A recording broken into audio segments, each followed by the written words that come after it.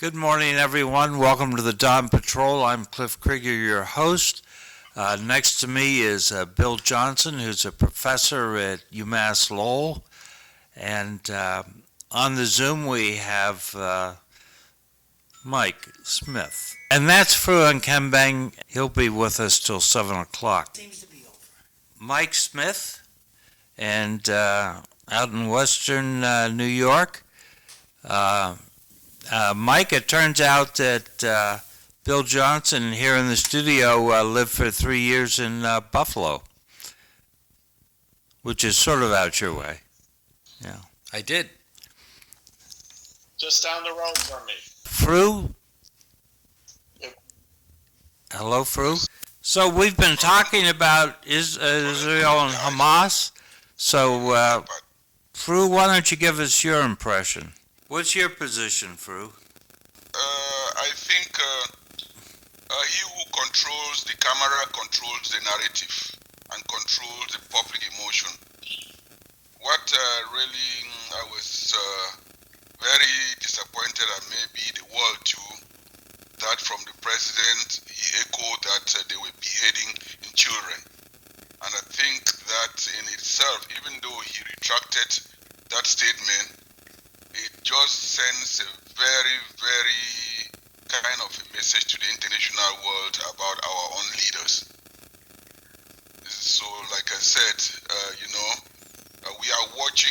If you juxtapose Al Jazeera and juxtapose what is coming up from the Western media, you will really see an imbalance, an unfair type of narrative. It just goes also to see the Western view. When apartheid was in South Africa, the West was benefiting from it and demonizing the victim. And this is really an imbalanced world from the view of the West, which, if you look in terms of world population, they are not up to 1/10 of the population. But they want the whole world to submit to their dictates. The UN disregards all laws that they have made, and they will talk about international criminal laws, ICC, and all that. The people that they bring in are third world leaders, which is just unfair. So, Fru, do you see any solution going forward?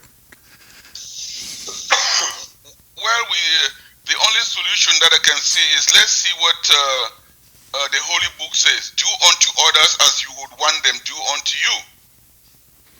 And if we go by that rule and knowing that this is coming from the Holy Land, then why are the people in the Holy Land not compassionate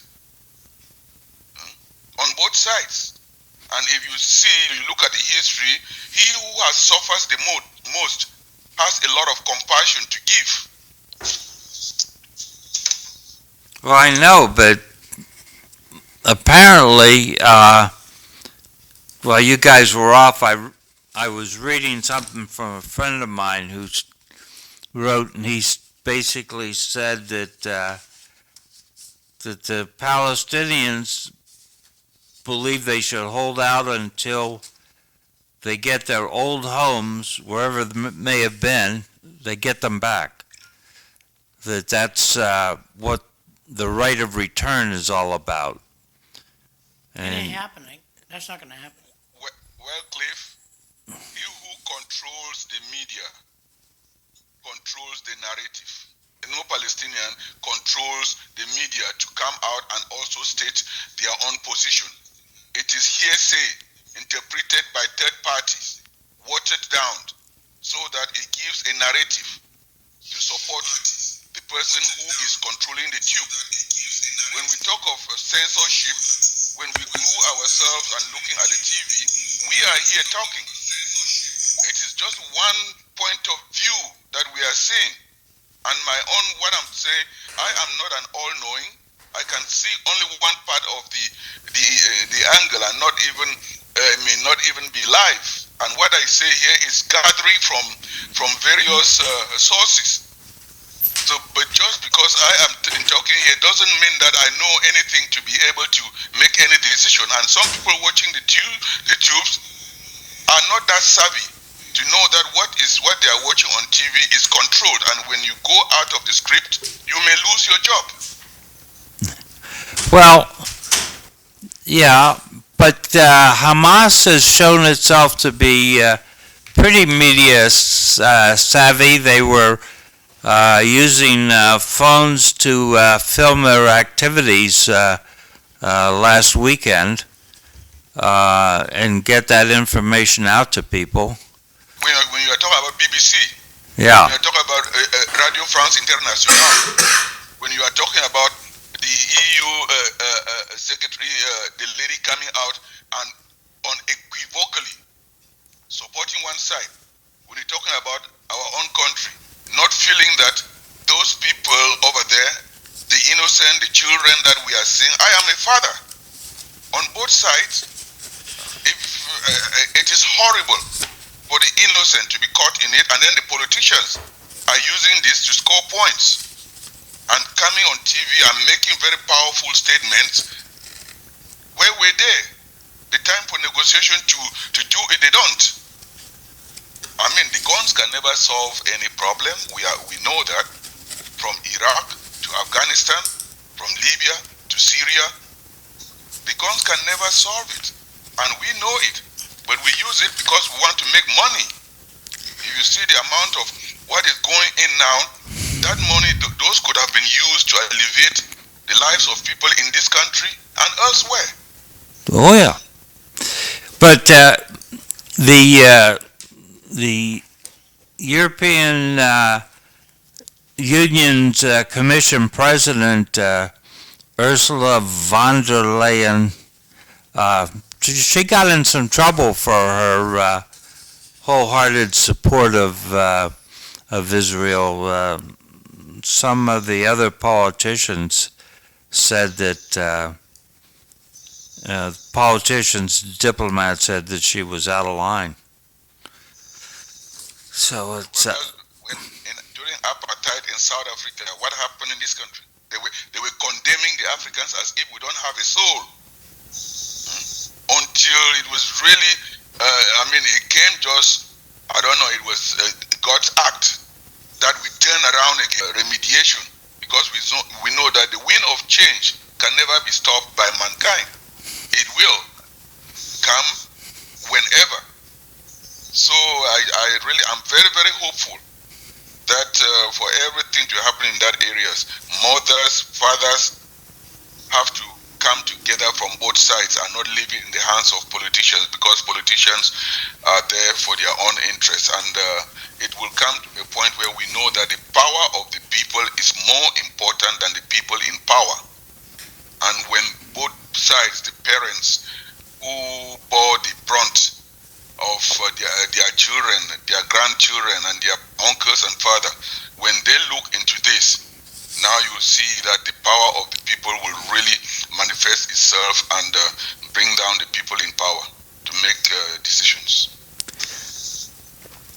so one of our congressmen from New York,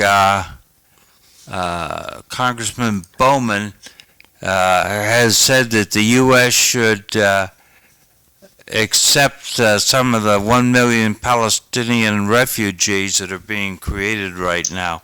Should we be bringing those Palestinians into the United States? If you are in your house, someone says you go somewhere, is that not an indirect way to displace these people forever? Is that what we are trying to do? If it's a hypocritical statement for anyone to say that and to think that they can pacify the whole world. Okay.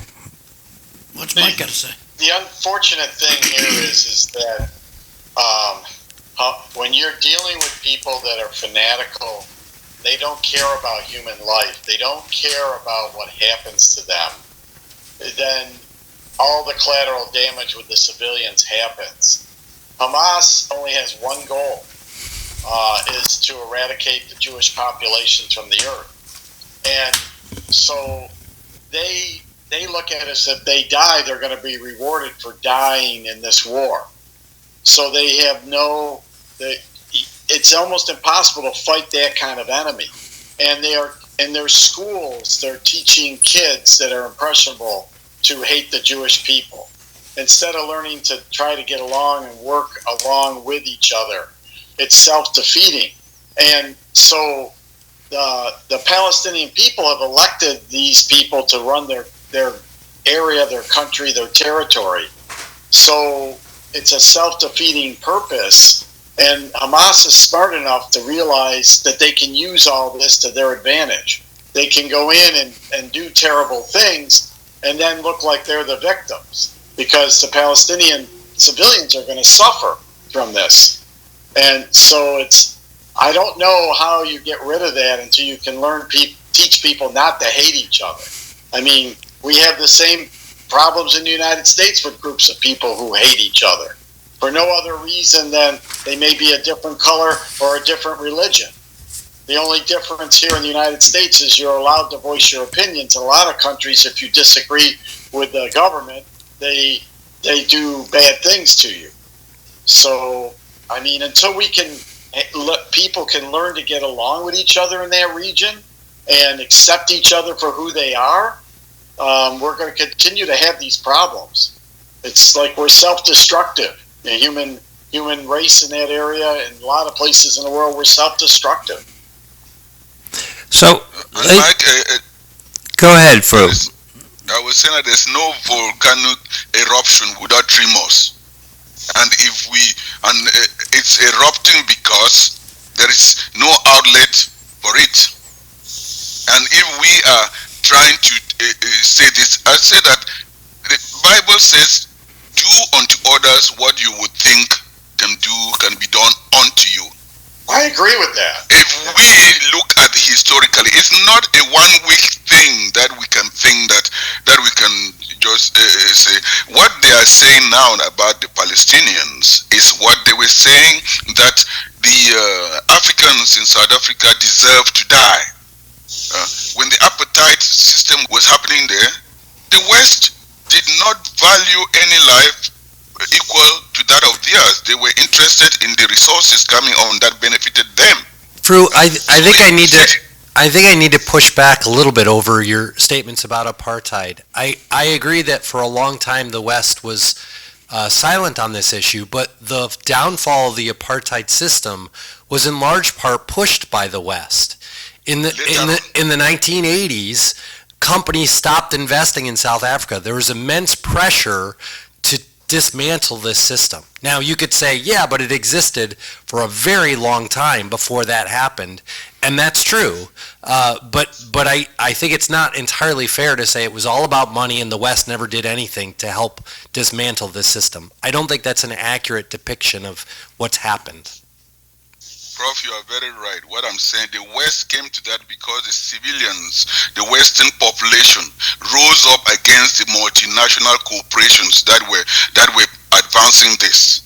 When I say the West, I think I misspoke. I would have said the multinational corporation that were benefiting from this. It was the voice of the people, the power of the people in the West and around the world that stood up about the injustice that they were seeing. Well, what about the United States today? Last week, we had all these demonstrations that were pro-Palestinian, and then opposed to that, we have a strong, supportive political flavor for Israel in both parties. So, where's the United States on this? I think this was planned for a long time, and that with the United States, I mean, we have the right and free speech here. But people have to remember that when you have the right of free speech, there can be consequences to what you say or do, and how it affects other groups or people.